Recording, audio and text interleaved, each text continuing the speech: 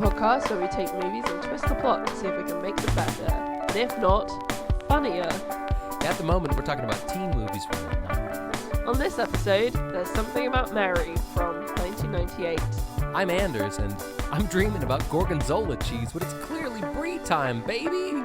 I'm Emma, and what did I tell you the first time we met? I'm a Niners fan. What was it that you said the first time we met, Emma?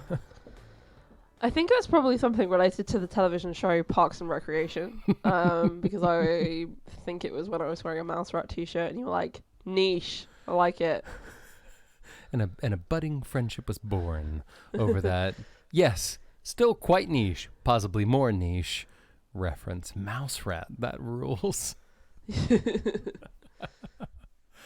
Hey, you know what didn't super rule? The movie we're about to talk about, which was of course the 1998 classic, There's Something About Mary. I always thought that this was kind of like, just like a kind of a straightforward rom-com. I think maybe that's the poster of the film and just the title and Cameron Diaz, all of that. It just, I don't know. I didn't really know that it was like a crazy offensive comedy.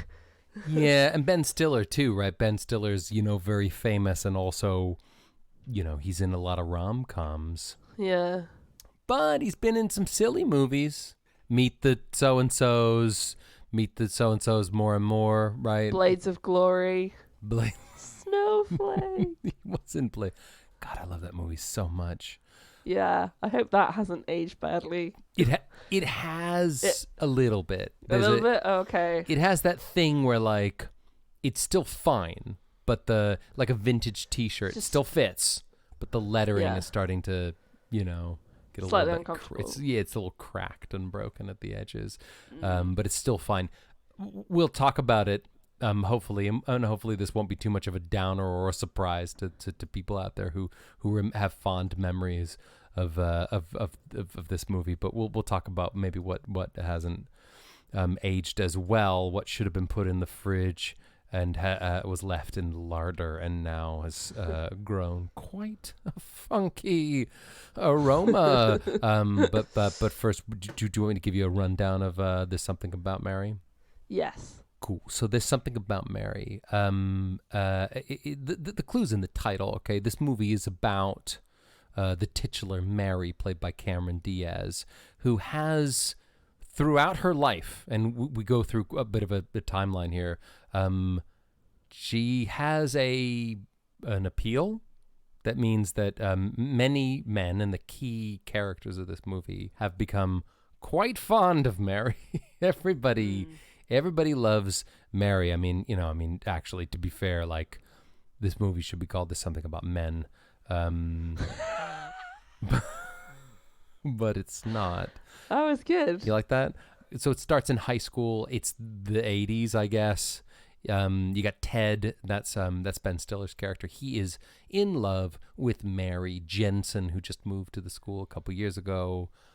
He loves her, but thinks, no way is she gonna like me. Mary is presented as this, like, super cool, beautiful, wonderful, let's be honest, frankly unbelievable human being. Very adhering to societal norms about attractiveness and beauty from a American perspective. She's a male fantasy that doesn't exist.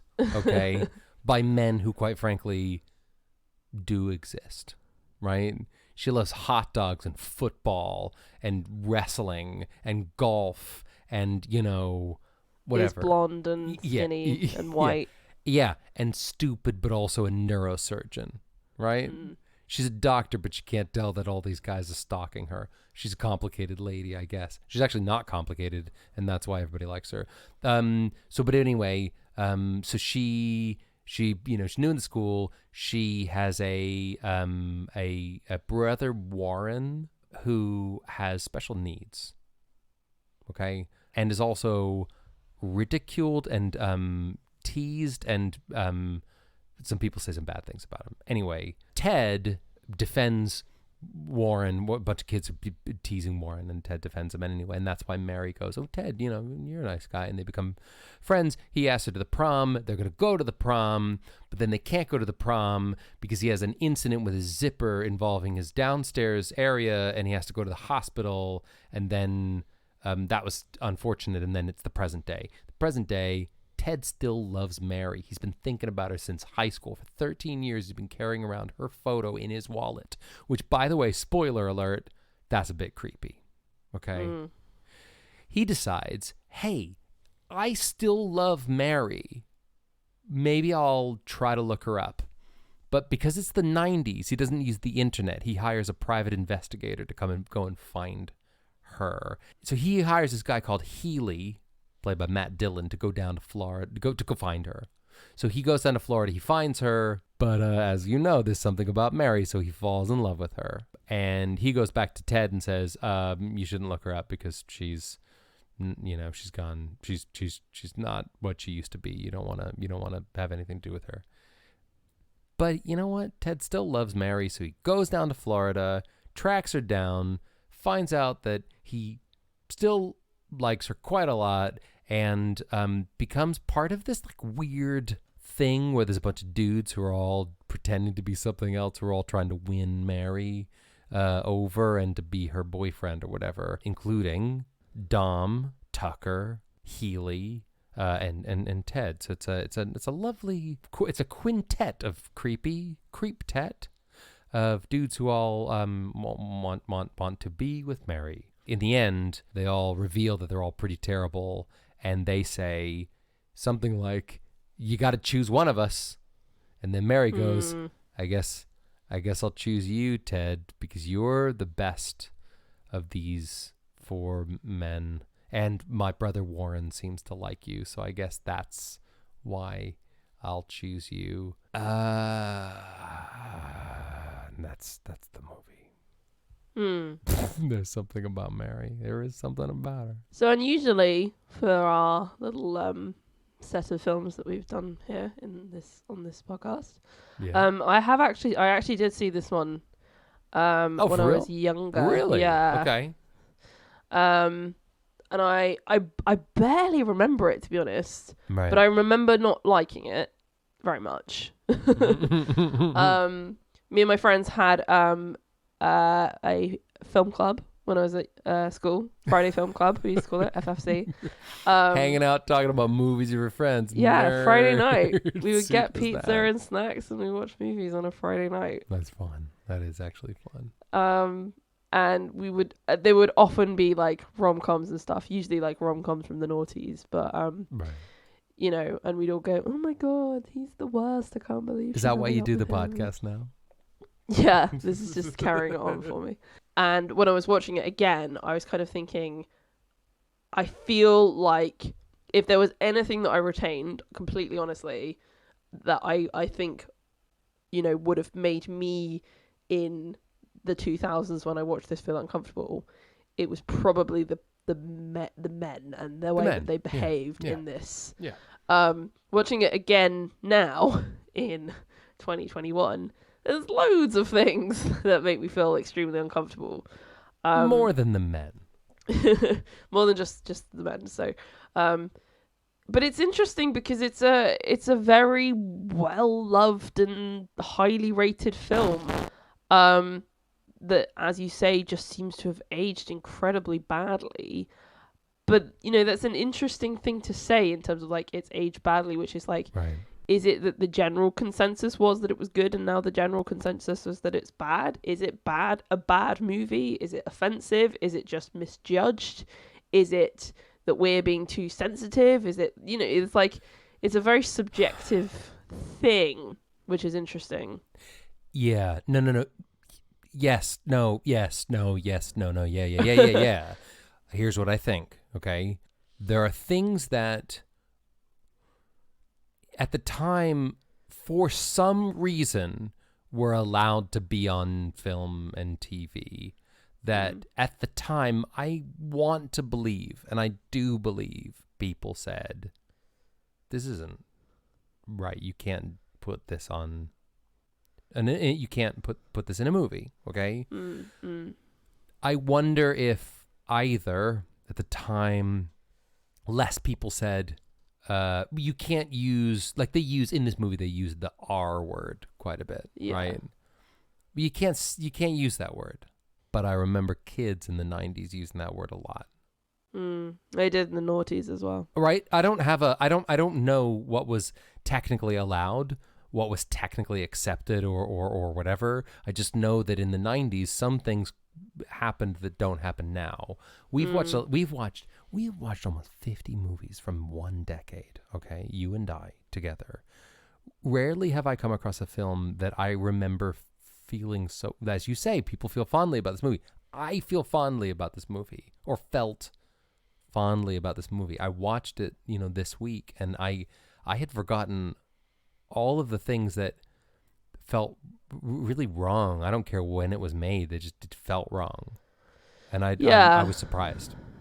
I was just picking up on something that you said there about like the use of slurs in this film, and particularly like the use of the R word, which was something that was still in common parlance as like a casual insult when I was, I'd say even when I was a teenager, that was still a thing. And what's really strange is that like that's a word I've heard a lot in my life and heard a lot of times, and unfortunately not had a strong reaction to. Hearing it in this film, it's like a knife in your ear. It's so hard to hear. Hard. And I think it's so interesting. I think that's such an interesting thing because I think I've mentioned this on the podcast before. Like I heard this saying once, which is that like, the difference between slurs and swear words, which is that a swear word is like a kitchen knife and a slur is like a dagger. Like it's designed to hurt. It's designed to. It's a bad word that is specifically targeted at a specific group of people. Right. And meant to hurt them. And I think using slurs on using words which are offensive like that, and versus not using them, there's always this discussion about free speech, right? There's always this, I should be able to say whatever I want, and you often hear things like people saying, "Oh, you can't say anything these days. Comedians can't say anything." And the reality is you can say whatever you like. You can say whatever you want. And it's not about what you can or can't say. Particularly when it comes to movies, you have like censorship in some countries. And I'm sure in times in America, there have been points where movies were, well, they still are censored specifically. But in terms of what an individual can say, you can say whatever you want. The reality of it is how that is then received and the backlash that you get for saying that, right? So literally anyone could say whatever they wanted to me right now, and I can't stop them, but I can choose how to respond.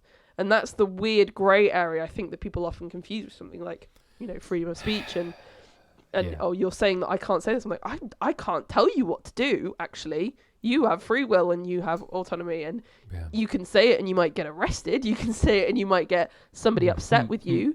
And I think the thing that we have to really think about, particularly with something like slurs, but with all this kind of offensive content, regardless of who it's affecting, is you can do it, but you will hurt someone, and you have to live with that.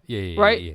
That's the reality of it. When you see Lee Evans, right, who is he's so talented. Yeah. Right? Yeah. The choice to play the character he played in this movie was really unfortunate. Yeah, so a lot of the physical comedy of his character was based off parodying a disabled person, and to a very extreme level, and I think that is one of those things that at the time, it's something that would have maybe not been something that a lot of people would have seen as being hurtful and challenging, and it's not fair. It's not fair to do that to people. Somebody shouldn't have to go to a cinema wanting to be entertained, like a lot of people do, wanting to have a good time and wanting to relax and enjoy a movie, and it's an experience they've paid for, to then see their experience mocked and parodied and made fun of and seen as a a joke for everyone to laugh at. Nobody should have to have that experience. So I think it's like, we can say it was a different time. We can say, things like this was seen as more accepted. And it's like, maybe for some people, but not for everyone. And there will have been people who were hurt by this film. Yeah. And I think we just need to listen to those people more than we do, Don't you think, at the very least, don't you think that 25 years have shown us that we as a people are listening more, right? Because we can watch a movie like this and go, oh my God, it feels uncomfortable hearing and watching this. Because we're not confronted with that, kind of comedy or so-called comedy now. Yeah, it's like the zeitgeist and the, cultural sensibilities and political correctness and, the joke about political correctness in this. I may be getting on my soapbox a bit here, but like, it just bothers me so much when people get annoyed about cancel culture and PC culture and stuff like this, because if you're feeling restricted by things, that's possibly a good thing. Like, it's a good thing to feel restricted, because what that means is you're setting boundaries that are considerate of others. Yeah. That's not a bad thing. It's not a bad thing. This movie was, look, the whole thing, let's not get, we'll move on to the other things that were bad and maybe a couple things that were good, but like the whole ableist component of this movie, where like at the end of the day, that character did not have to have a thing where he pretended to need crutches or whatever. Like, they didn't specify what is, a specific situation was, or what he was pretending to do. But like, for those if you haven't seen this movie, Lee Evans pretends to be an architect who is disabled, when in fact he's a pizza boy who's not very bright. Why couldn't he have just been pretending to be an architect? Yeah, and there's quite a few different presentations of people with disabilities in this film, and I think I don't want to comment on all of them because I don't want to. It's not like watch the movie, black or white whether they're all bad or not. But there is definitely there's some language, there's some discussion, there's some jokes in there that are not pleasant to listen to, and I would anticipate would be very hurtful to someone with disabilities. Also, you're talking about actors who are playing people with disabilities that don't have those disabilities. Yeah. Which feels really not right. No. And it's yeah. So I was really interested in knowing what people thought about this film and like why it was, so successful. Why it generated almost $400 million in revenue. Jeez, yeah. And one of the reviews that I found is, it says that the title is "You Gotta Have a Sense of Humor." So this review is from 2003. It says you gotta have okay. Still the dark times then.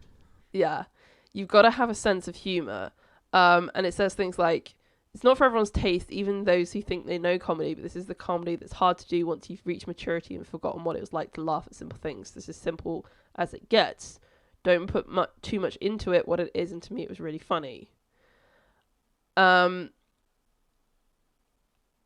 And I think, and they also say, the Farley brothers spared no one, male or female, disabled or able-bodied, black or white, rich or poor, job or not, straight or gay, animal, vegetable, etc., etc., etc. It's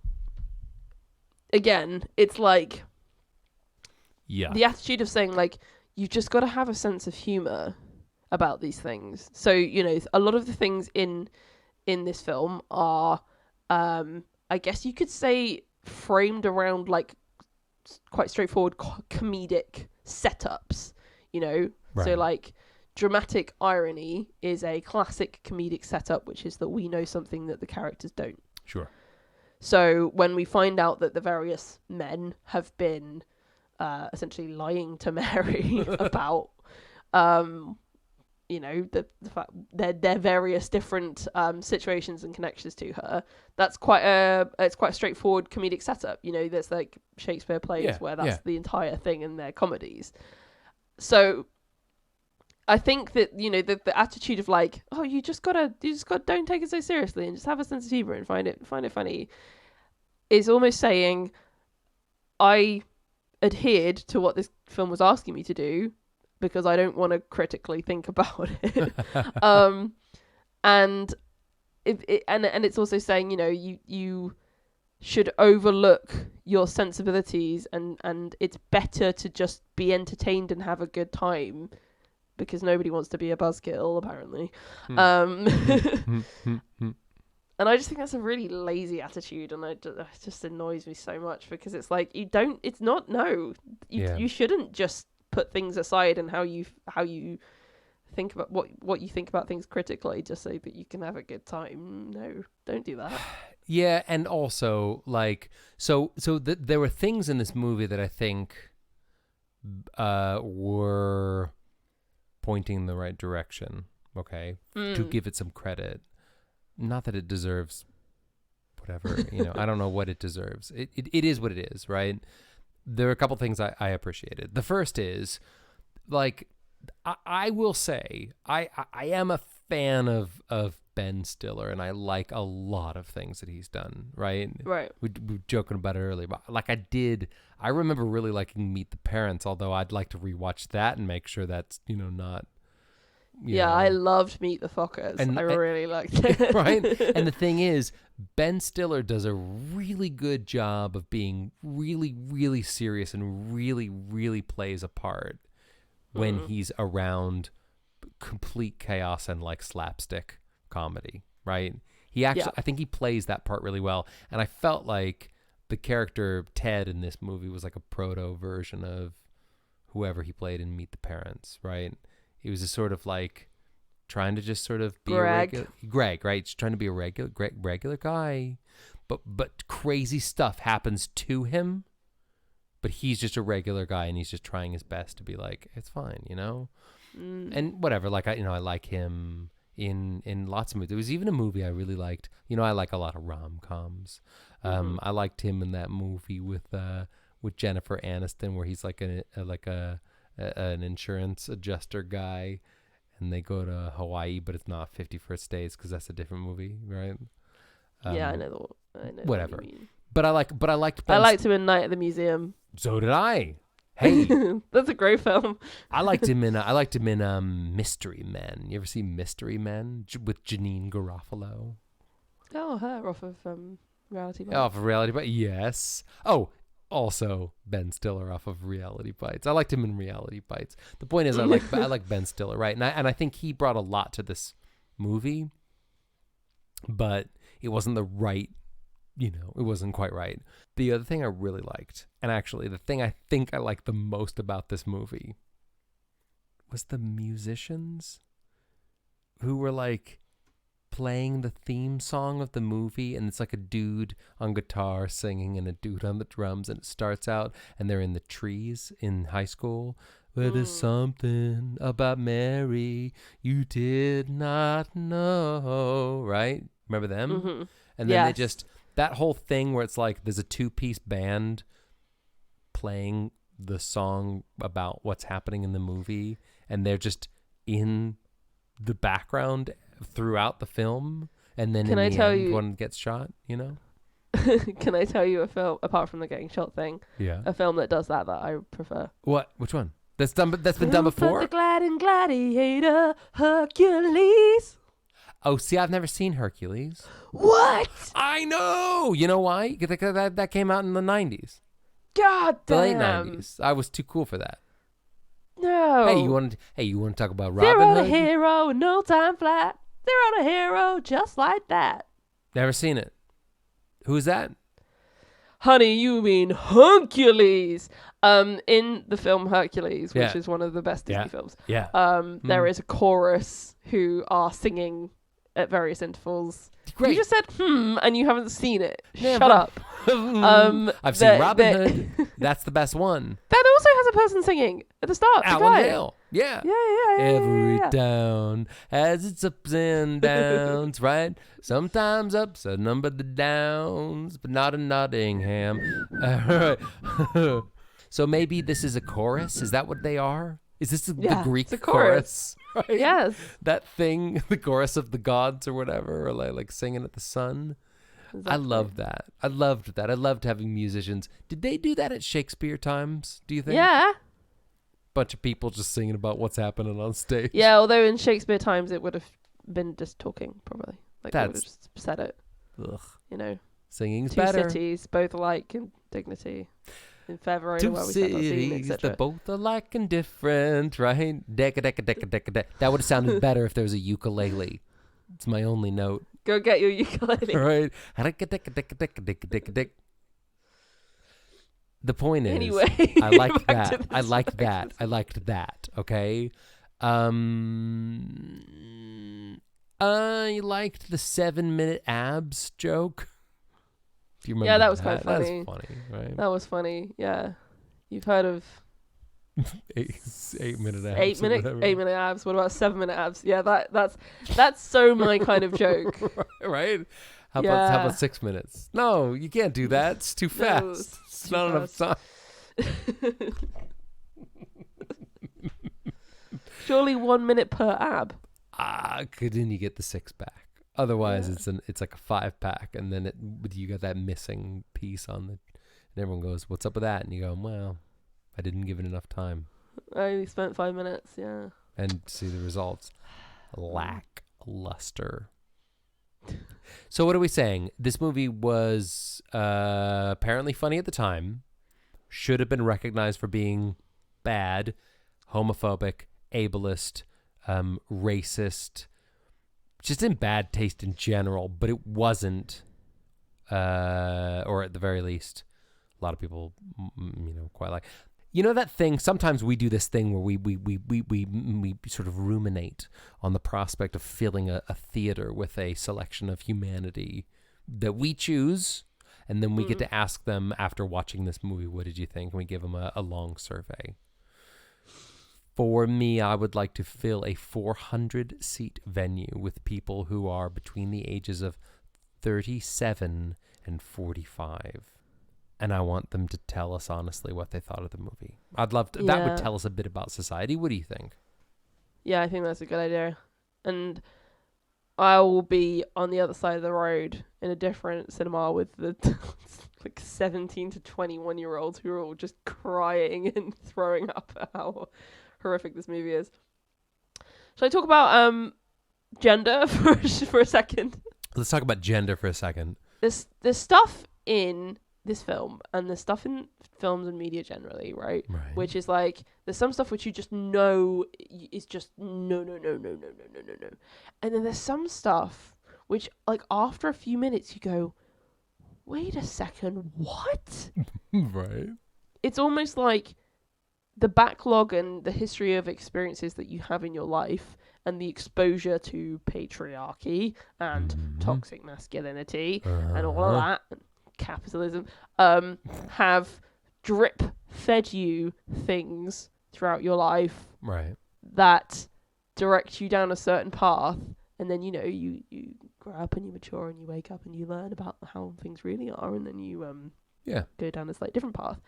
But sometimes you watch something and then you're kind of going, yeah, this is all okay, I think, because that's what society told you was okay. And then you realize that it's actually very much not okay. It's disguised somehow. I think the relationship between Mary and the four guys, however many guys it was, in this film is kind of like that, which is that, in the world of patriarchy and all of this kind of thing, yeah, sure, babes are hot. Dudes want to bang the babes. Babes are hot.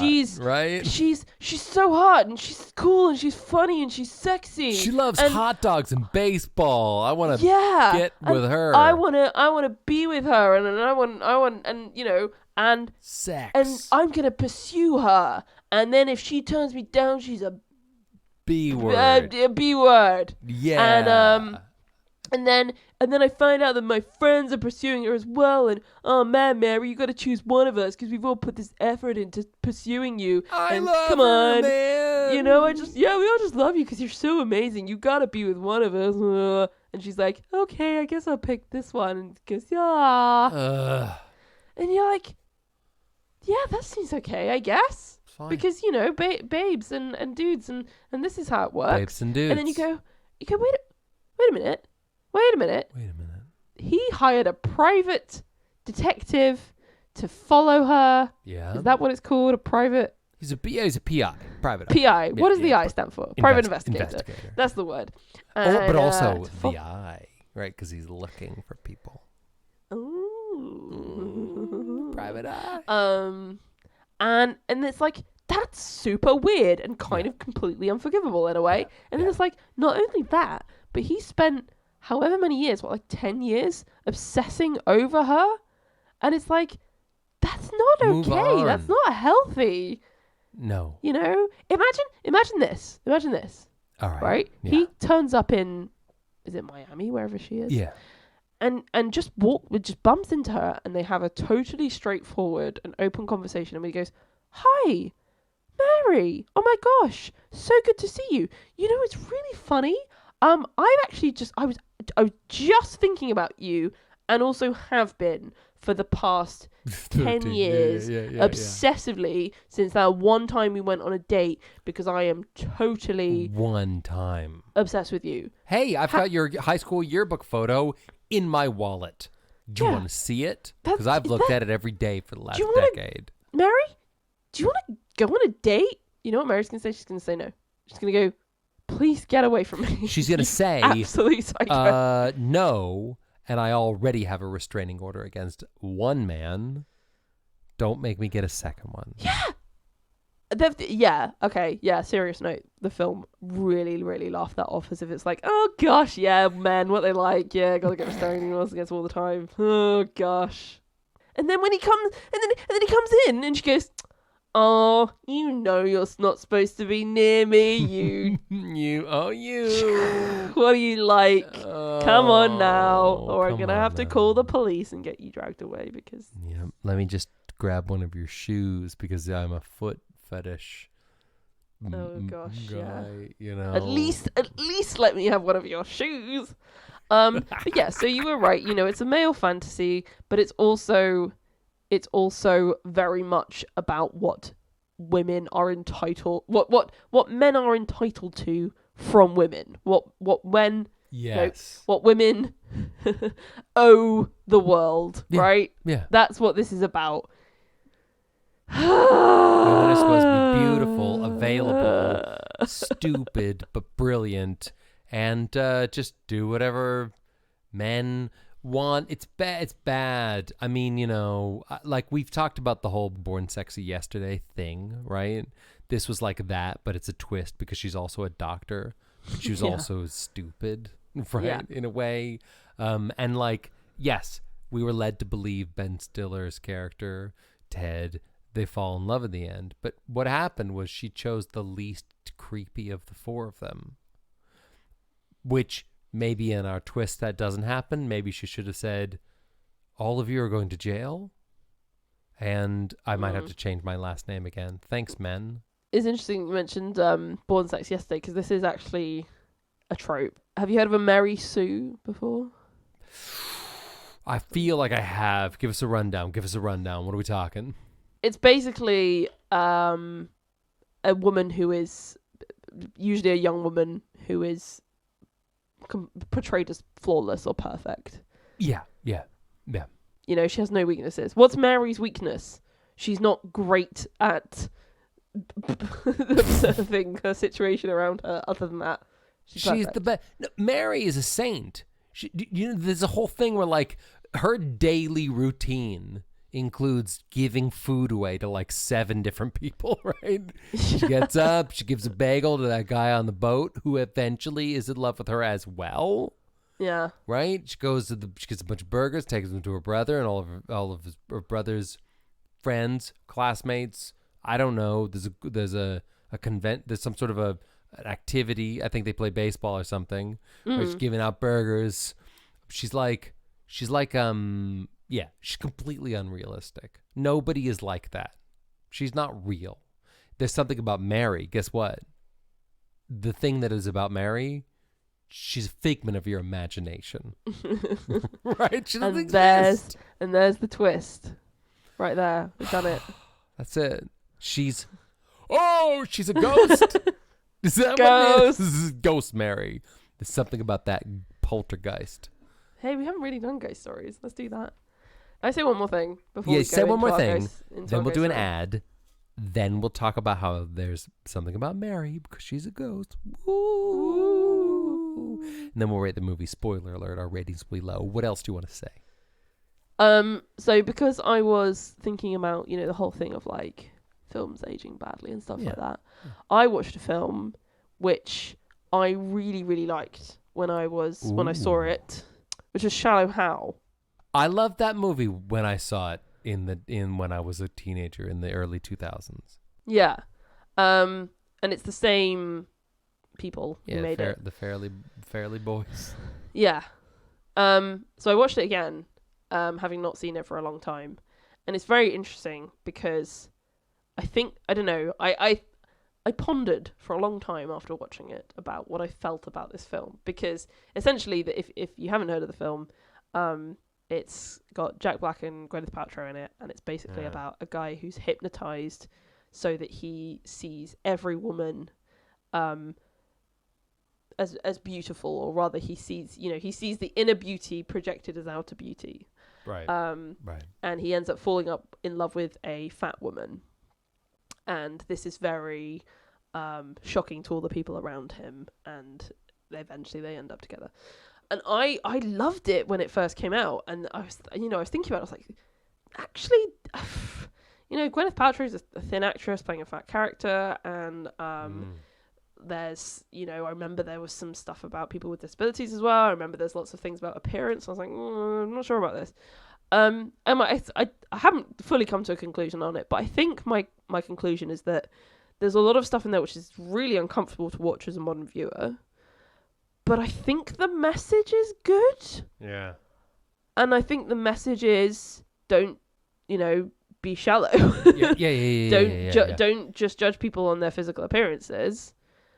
But it's just delivered in a very uncomfortable way. And I think that one of the other things is that it actually challenges a lot of difficult things in society very directly. Yeah. And I wonder if you could achieve that now in a film that was more sensitive to cultural, current sensibilities. I don't know. Yeah. It's weird. It's a weird one. But yes, and it's interesting thinking about a movie that was made only a couple of years later by the same people. The thing about There's Something About Mary is that the central sort of story is bad. Yeah, Okay? there's no redeeming message at the heart of it. Exactly. Whereas there is with Shallow Hal and other movies that we've watched that have not aged well, but the story is pretty good. This movie, the story wasn't good. The key takeaway was 4 dudes who are at a call the police creepy level, obsessed with a single woman, fight over who she should date, and they do a bunch of bad stuff. That's why this movie hasn't aged well, because the plot was bad. You couldn't rework it to the extent that it was still recognizably this film and remake it now and it be okay. Yeah. Whereas other films you maybe could. You could say this is a remake of this film, like they're doing with He's All That. Oh my God, I can't wait. But oh my God, it's going to be so interesting. But so kiss him, right? Walk down the stairs. It's a guy with the same movie, right? Sorry, Rachel Lee Cook isn't in this one. Maybe she's the mom. Oh, that'd what be fun. a twist. Yeah. Right? But anyway, yeah. So it's the heart. The heart of this movie is rotten. Rotten. And that's what's wrong with Britain today. That's what's wrong with America 20 years ago. Yeah. All right. Well, look, we'll fix it. Should we? I mean, you say that you can't fix this movie and make it also still, discernibly this movie, but maybe. Well, when I said you can't fix it, what I meant is that traditional, rule-abiding movie studios can't, but we don't. We can do whatever we want. And we're going to do that right after this break.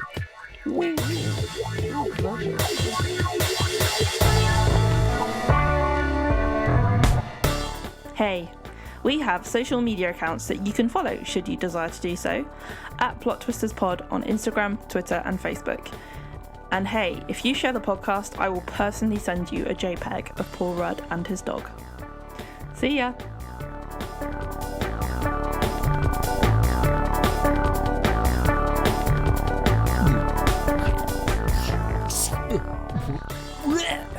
Guess what I'm doing?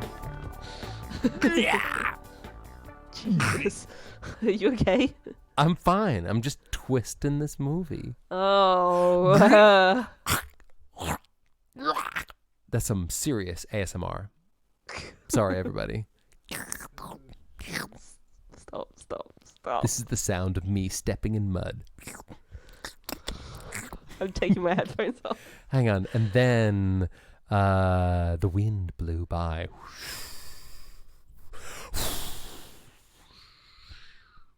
And I heard in the distance a crow. And the ocean.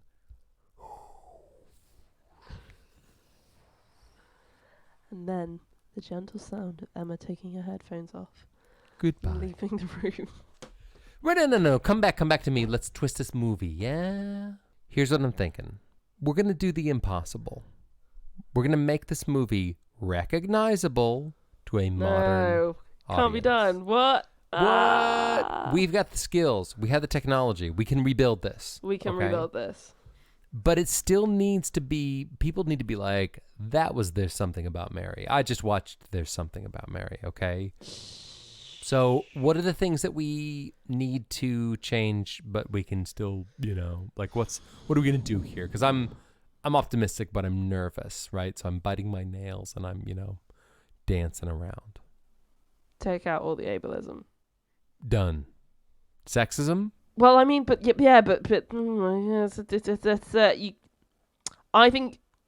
think you can take out all the ableism in this film and without damaging the storyline. I don't know if you can take the sexism out without damaging the storyline. I want Mary to be a real person, for goodness sake. I think, and I mean, this might be the thing where we go, oh, this film needs this to be okay, and then it's like, oh, actually, it's another film, it turns out. Right. But, I think the simple fix, really, is that Mary needs to be convincingly into Ted. It needs to be reciprocated.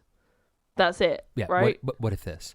And the way you do that is, like she wanted to go to the prom with Ted, like she did, but he got his ding dong caught in his zipper and had to have a medical problem.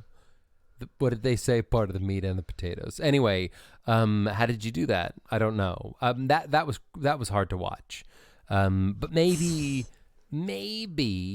there's one more scene and they talk a little bit more. Maybe they go on a date and then, I don't know, how about Mary goes away to school in Florida and they've they're out of touch, but they were into each other. Maybe he has her picture and she has his picture. Now it's not creepy. They both have their high school picture. Also, she needs to have done something to drive him away, I think. Yeah. It needs to be a little bit her fault as well. Like, she needs to later on go, oh, I shouldn't have done X before. I didn't give you a fair enough chance. I was still hung up on some other guy, or I was insecure, or I was, I don't know, whatever, Well, she was dating Woogie, right? And maybe Woogie and Ted were friends, and, Oh, yeah, no, I like that. Yeah. So instead of them being strangers, they're friends. Because they'd broken up. Ted asks her to the dance. Yeah. In high school, she's dating Woogie, right? And it's like classic teen romance, she's a cheerleader and he's the quarterback. Totally. Not that, but that, but definitely that. Yeah. And then it's that situation where she realizes that she's been dating this guy for a really long time. Yeah. And, it's very comfortable and they get on really well. but she's actually really into his friend. Ted. That's who she really should be with, Ted, right? And it's just obvious, and it's one of those really cute scenarios where it's like, oh, but you know, this guy, and what am I gonna do? And then she's faced with a decision, which is like, they both ask her to the prom, but Woogie is being a bit, I don't know, he's not really that into her anymore. He's just kind of like taking her for granted a bit, and you know, well, she's a cheerleader, so obviously I should be dating her, but he doesn't really know her very well, and he doesn't really get her, and he doesn't really appreciate her, and maybe she has some kind of insecurity, like I don't know, she has some kind of skill or talent or thing that she's doing, and then he doesn't see the beauty in it.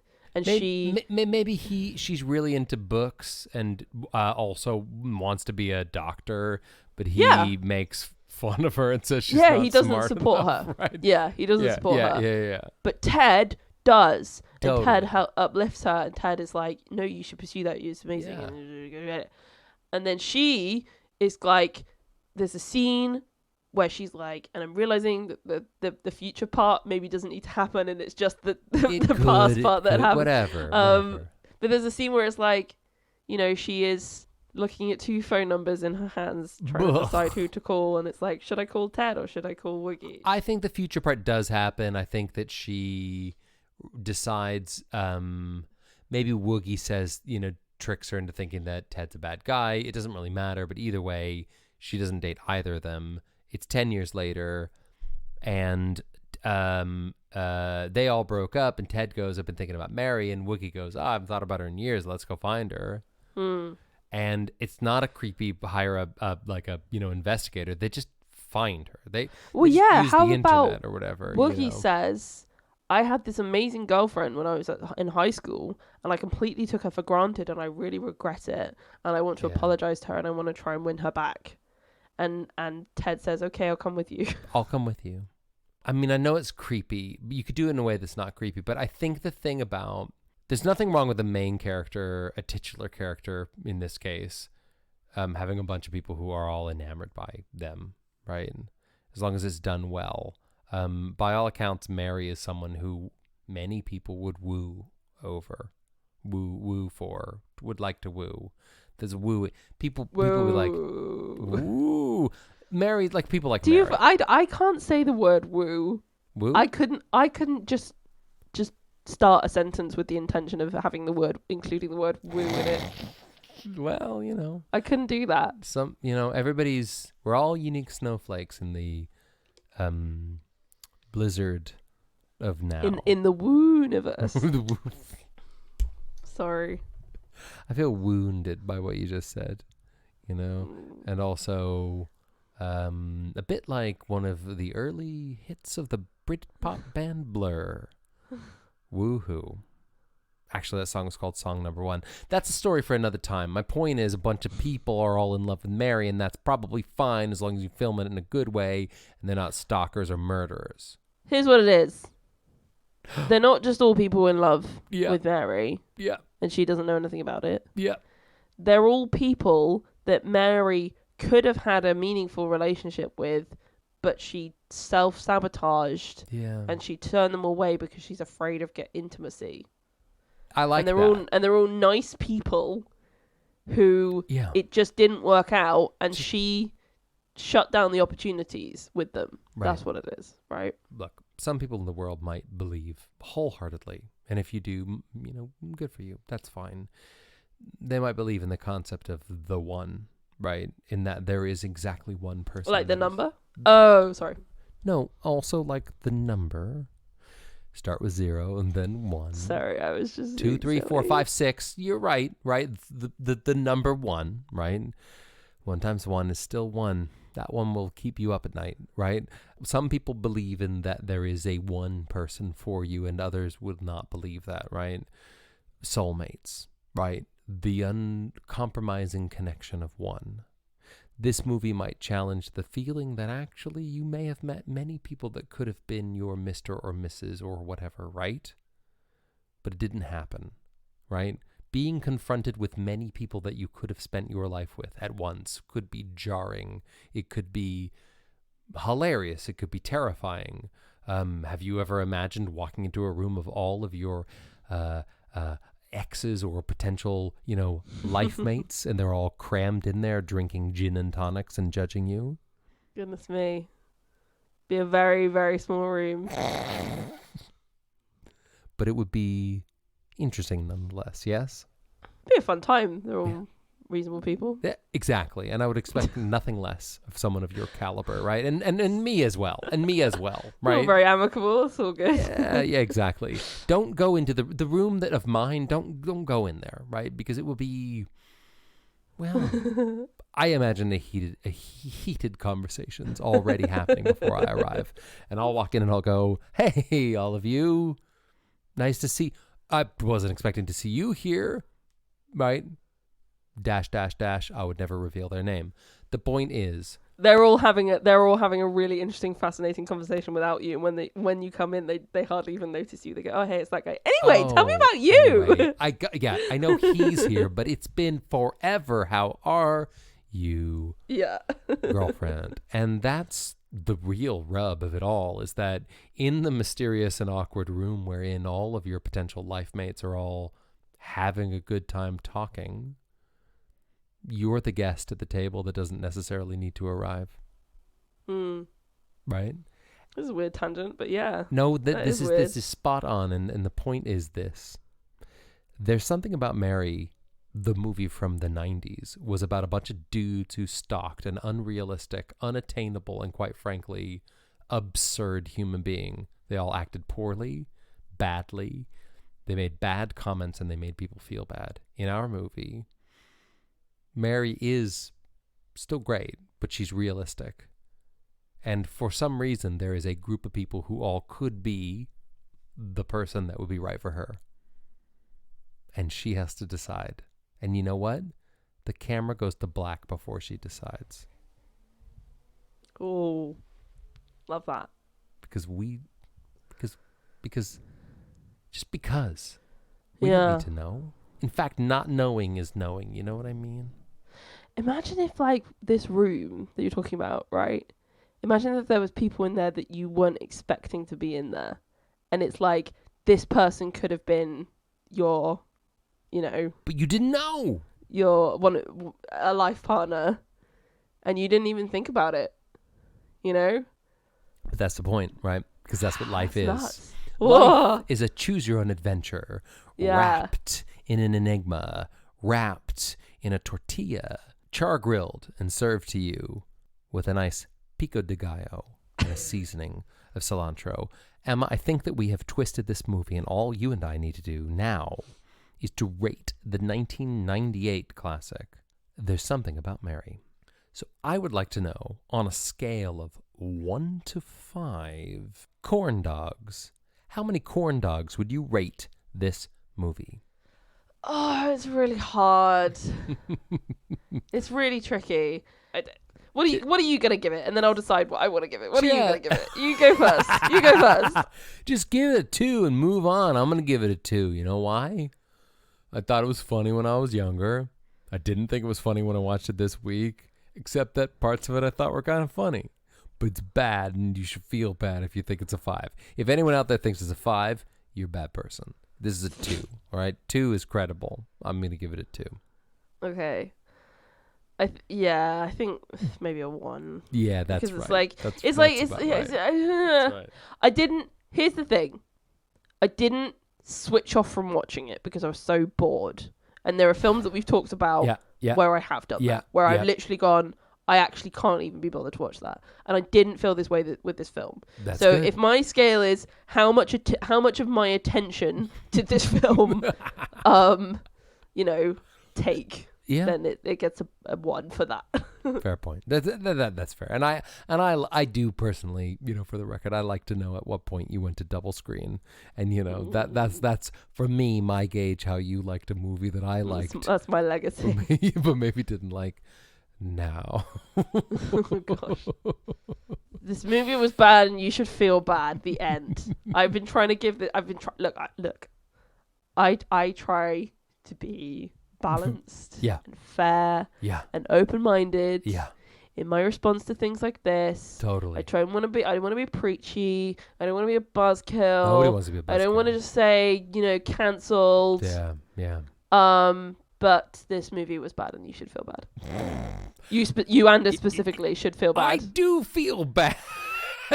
I do feel bad, and I'll tell you, because I made you watch a movie that was bad, and also, when I look back into the crystal ball of my youth and I see things that shouldn't be there but are there, like me as a teenager laughing my teen butts off. Just the one butt. I just had one. Me laughing my teen butt. All of my butts right off as a teenager. I kept them in. It was a different time. It was the 90s. Me and my butts laughing so hard that Mr. Pibb came out my nose whilst watching There's Something About Mary. I see it in my crystal ball and I think, that's disappointing. But on the other hand, if we have no knowledge of where we've been, then how the heck do we know where we're going? Am I right, Emma? Hell yeah. Hell yeah.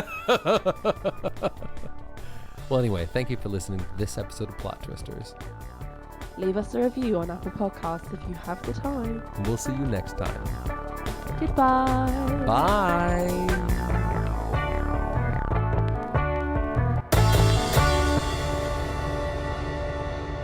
Funky aroma.